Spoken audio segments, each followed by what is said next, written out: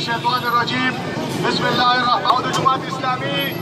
دلته زموږ سره موجود امونه وګڼم خو دلته د تنکو غټو قاتل مالیار په خپله دی نو څنګه په داسې وخت کې د ګلشن زخمونه وګڼم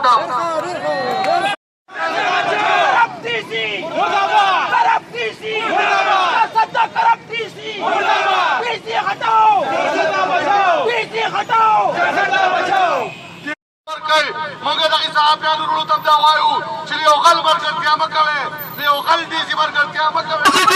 نو د دې پراسس نه د هغه نه ایډمیشن وشي او ته کم از کم 500 روپۍ ته ولګي نو مونږ بیا دا مطالبه کوو چې ورکړې ده او تاسو د هغې دلال یو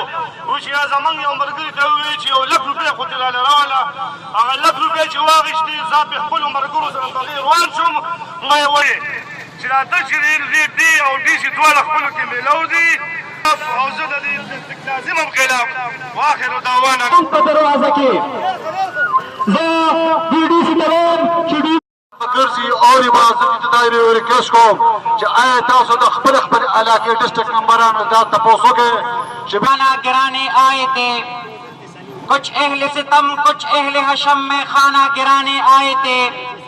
दहलीज को चूम के छोड़ गए بیا دې هم یو غل یم زه زما خونه کې هم زما ملکې زه خپل کور کې هم ستا سترګو کې درغل یم او ته که تورې وایم ته سپین یې زه که سپینې وایم ګناهګار شم دا راغلی دی د بل ځای نه مشري دلته په مونږ باندې کوي مونږ دا جړه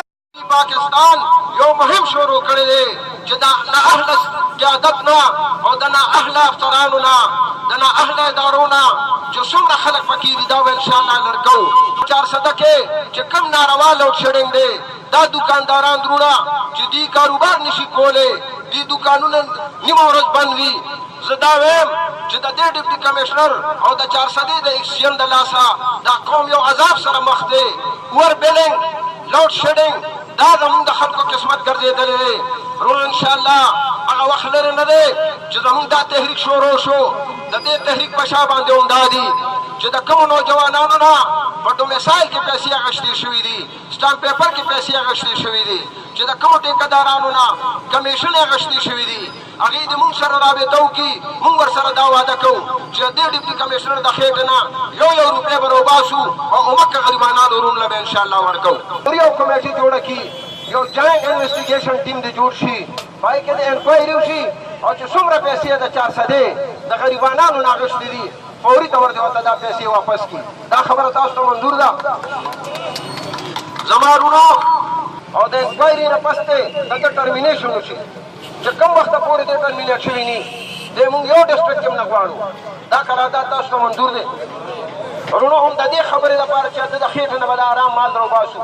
هم د دې خبرې لپاره چې دا لوډ شیډنګ به ختمو هم د دې خبرې لپاره چې نوجوانانو ته په میرټ روزګار ورکوو هم د دې خبرې لپاره چې نوجوانانو ته به ډومیسایل په اسانه ورکوو سټامپ پیپرې د دې لپاره زموږ همدا تحریک به شروع وي زما ورونو موږ وایو